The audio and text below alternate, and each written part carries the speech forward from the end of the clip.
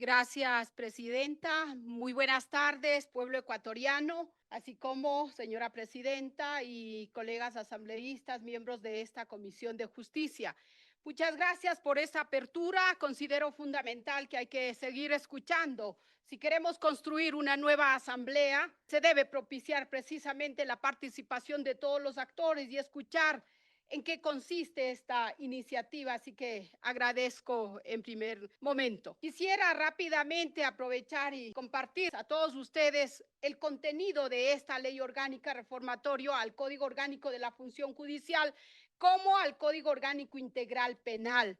El objetivo fundamental es garantizar precisamente la vigencia del pluralismo jurídico que, de acuerdo a nuestra Constitución de la República, nace del mismo artículo 1, así como lo que buscamos también es la coordinación y cooperación entre los distintos sistemas de justicia. Ese es el objeto de esta iniciativa.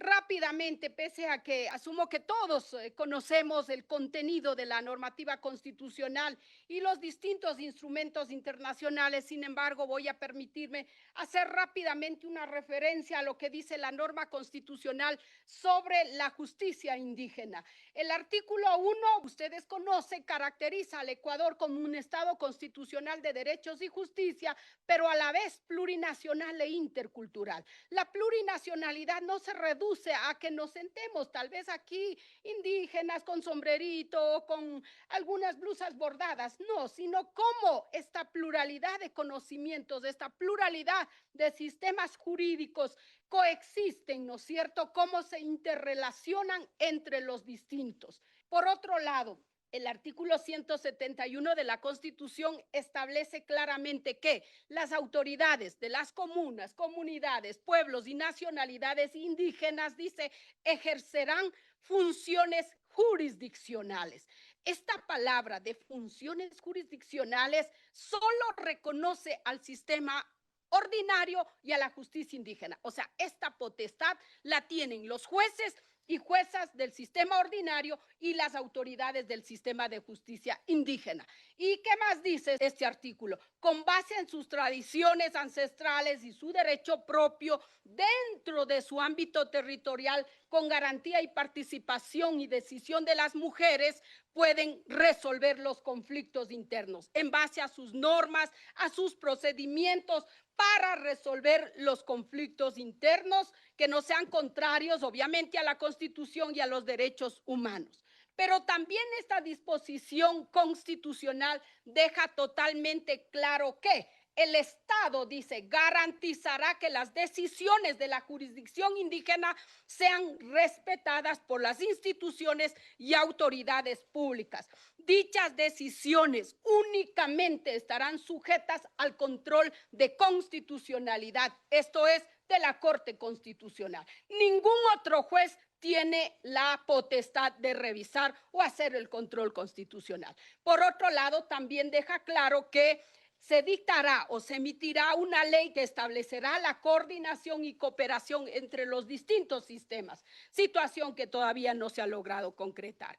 ¿Qué más? El convenio 169 de la Organización Internacional del Trabajo, el mismo que fue ratificado por nuestro Estado ecuatoriano en el año de 1998. Y como ustedes conocen perfectamente, un instrumento internacional, un convenio, el momento es que es ratificado, es vinculante, es obligatorio, de aplicación obligatoria por todas las autoridades, jueces, juezas, fiscales, asambleístas y todas las autoridades. En ese marco, ¿qué dice este convenio? El artículo 9, en el punto 1 y 2, que es muy importante, dice que en la medida en que ello sea compatible con el sistema jurídico nacional y con los derechos humanos, deberán respetarse los métodos a los que los pueblos indígenas recurren tradicionalmente para la represión de los delitos cometidos por sus miembros. Pero también dice en el artículo 10, en el punto 1, dice, cuando se impongan sanciones penales previstas en la legislación general a miembros de los pueblos indígenas, deberán tenerse en cuenta sus características económicas, sociales y culturales. Y el punto 2 del artículo 10, ¿qué dice? deberá darse preferencia a los tipos de sanción distintos al encarcelamiento. ¿Esto qué significa en el derecho? Significa la interpretación intercultural que tiene que hacerse y que tiene que hacerse por los jueces y las juezas del sistema ordinario el momento que tengan los casos de miembros de pueblos indígenas en sus manos. ¿Qué más? También hay la Declaración de las Naciones Unidas sobre los Derechos de los Pueblos Indígenas, que igual está vigente ya varios años.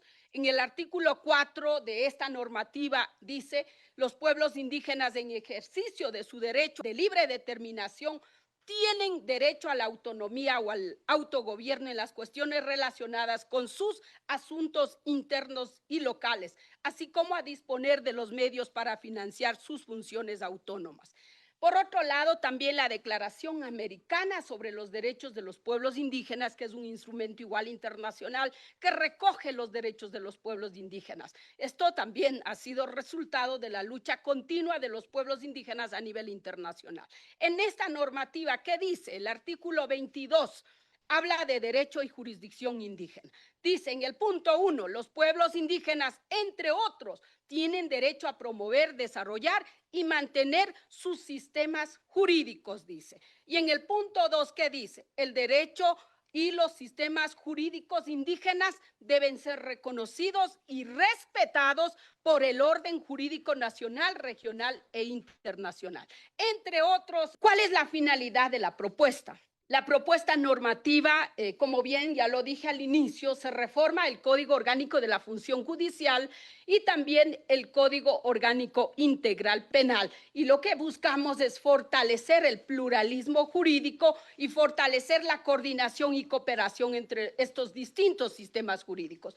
¿Qué es pluralismo jurídico? Es la coexistencia de los diversos sistemas jurídicos en un mismo espacio territorial, en un territorio, ¿no es cierto? Y como acabo de señalar, nuestra Constitución del 2008 reconoce a las comunas, comunidades, pueblos y nacionalidades indígenas, además de sujetos de derechos, también como productores del derecho.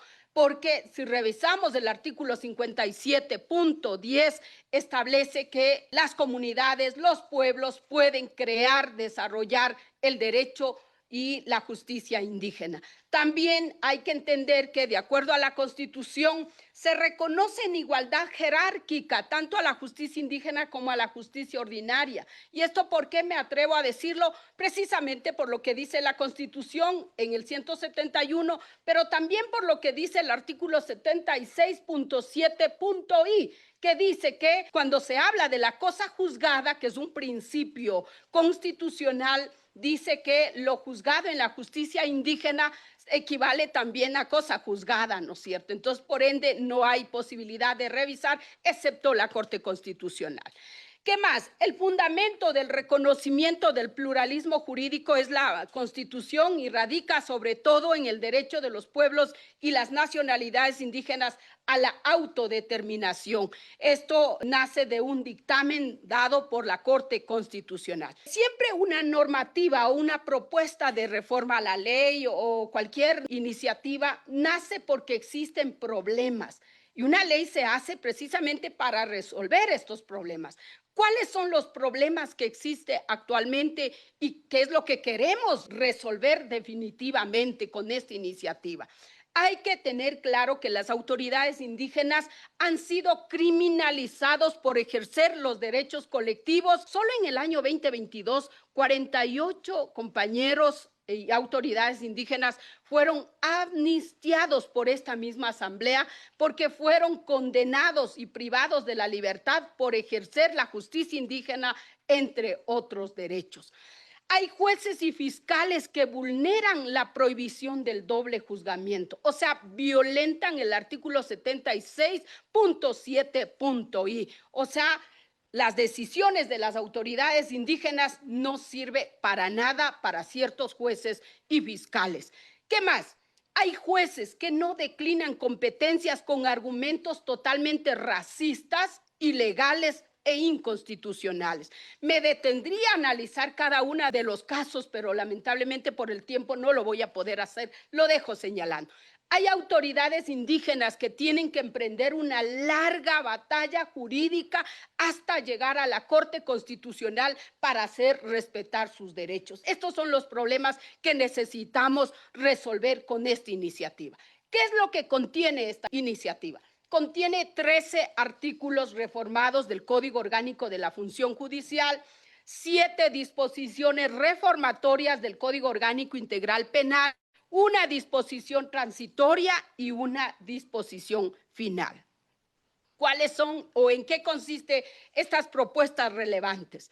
Primero, genera reglas para garantizar la autonomía de la justicia indígena y la no interferencia de la justicia ordinaria, porque la autonomía nace de la misma norma constitucional y es en este marco, debo decir que la Corte Constitucional ha desarrollado varias sentencias que habla de la libre determinación, de la autonomía de los pueblos y en ese marco lo que nos corresponde desde la legislación es precisamente desarrollar y garantizarles esa autonomía a los pueblos y las nacionalidades en el desarrollo de la justicia indígena. Y no para que hagan lo que sea, sino para que contribuyan también a resolver y sin conflictos. ¿Qué más? Determina la obligación de respeto y el cumplimiento obligatorio de las decisiones y las resoluciones de las autoridades jurisdiccionales indígenas por parte de las autoridades y servidores del sector público, sector privado, comunitario, sin perjuicio del control constitucional,